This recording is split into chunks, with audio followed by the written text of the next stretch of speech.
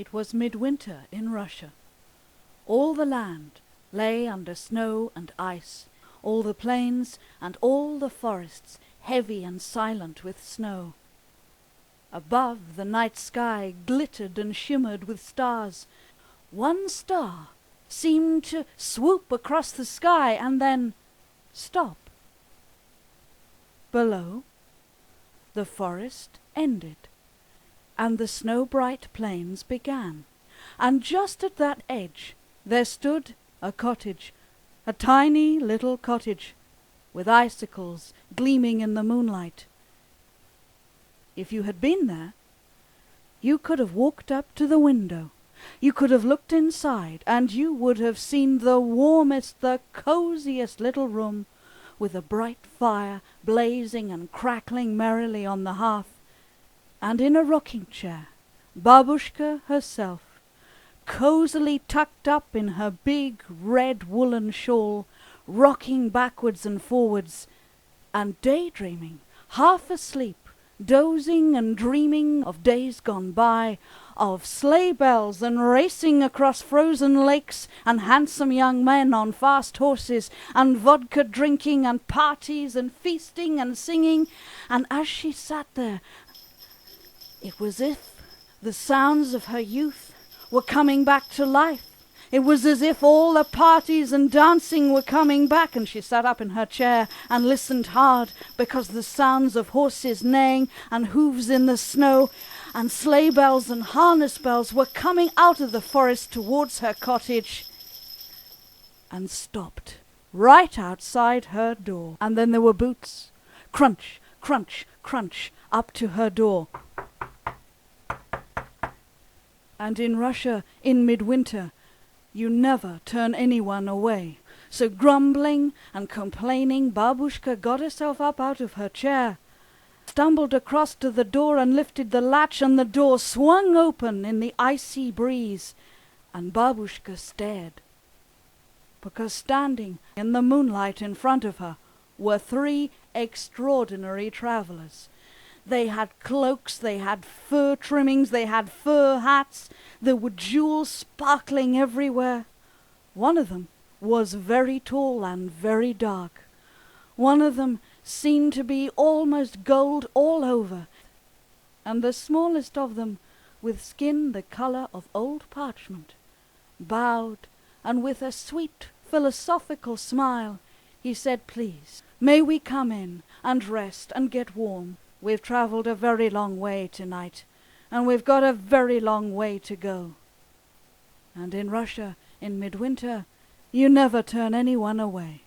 So Babushka welcomed in the three travellers, and they came stomping in with their boots and their cloaks, and mud and slush scattering all over the place, and piles of snow melting on the floor. And then Babushka got them settled down at the table, and she brought them soup and bread, such as she had, and a little glass of something to chase out the cold. And they were very grateful, and they ate and drank everything she put in front of them. And when the meal was finished, the three travellers said to Babushka, "We should tell you who we are, for we were sent here to see you. You see, we are three kings, we are three wise men who study the stars and the ways of the world. And we know that tonight we must cross the world to go to Bethlehem. Each one of us is bringing a gift to the baby Prince of Peace." And Babushka had noticed, but had been too polite to say anything, about the three strange parcels that the wise men were carrying. Two of them smelt spicy and sweet and rich. One of those parcels, the wrapping paper, was torn at one corner, and she could see the gleam of gold inside. And the wise men said to Babushka, "We are bringing our gifts of myrrh and frankincense and gold to the Prince of Peace. Babushka, we were told that we must come here to you and ask you to come with us to Bethlehem." Babushka looked at her magnificent guests, and she looked at her gnarled hands, and she said, "You want me to go gallivanting across the world at this time of year? At this time of night? You must be joking. It's freezing out there. My blood is thin, and I am old. It is far too cold. I'm not going anywhere. But Babushka, we were told. I don't care what you were told. I am staying here. Now, gentlemen, it was very nice to see you, very handsome in your cloaks and your jewels, but now I think it is time for you to go.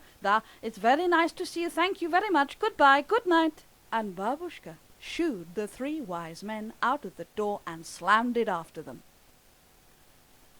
Babushka turned and stomped back to her rocking chair and sat herself down and tried to go back to her comfortable daydream. But she couldn't. Oh dear, it is such a shame. I would have liked to see the baby. I don't care he's a prince or anything, but I always like baby. What could I have taken him? I am just a poor old woman. I don't have anything like spices or gold or jewels to give. And then all of a sudden Babushka leapt out of her chair. Ha! I am stupid old woman. Yes, he might be a prince, but he's still a baby, and I know what babies love. So, I will go. I will go to Bethlehem, and I will take him my gift. I will go first thing in the morning. Babushka went to a cupboard at the back of her cottage, a cupboard that she hadn't opened for many years. The doors swung open. A scent of lavender drifted out, and there on the shelf were stacked all the things that Babushka had collected over the years, linens and blankets and towels and baby clothes and toys and a wedding dress. All the things that Babushka had gathered for the marriage and the children she had never had. She got a basket. She filled it brimful with everything. The next morning, Babushka set out. Babushka was stomping down the path towards the village, wearing every piece of clothing she possessed. She had socks on over her socks. She had 3 vests on. She had woolen pullovers. She had a big woolen dress and a shawl and a big cloak over her shawl and then another shawl on top and mittens and gloves, and she had so many clothes on she was almost completely round. And as she went along, she helped herself walk through the snow with a staff in one hand, but on her other arm she carried the basket full of gifts. And she got down to the village, and she asked her friends there, have you seen them? Have you seen the wise men? 3 travelers, very handsome, came this way last night, you know, horses and bells and jewels on everything. Did you see them? And everyone looked at Babushka and shook their heads and said, we didn't see anybody, Babushka. We didn't hear any bells. We didn't see... Babushka, have you been on the vodka again? You'll have to go further on, Babushka. You'll have to catch up with them as best you can. And so she did. She walked for miles. She walked for days, through towns, and everywhere she asked, did you see them, the wise men? They must have come this way. And everyone shook their heads. You must go further on. And the story goes that Babushka never did reach Bethlehem. But they say that God was so pleased with her love that he allows Babushka to come back down to earth every year, and so it is that you might see her on Christmas Eve in Russia. As dusk falls, you might see the old lady in her cloak and her red shawl shuffling through the snowy streets. She goes into every house where a child lies sleeping. The parents make her welcome, and together they go into the child's bedroom, and Babushka takes out a trinket or something sparkly or something useful from her basket and places it on the end of the child's bed.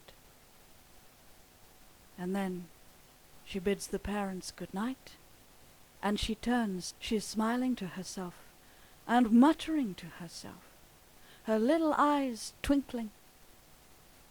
Now, Babushka, on to the next one, and the next one after that. You must always go further on, Babushka, further on. And off she trudges into the snow and the night.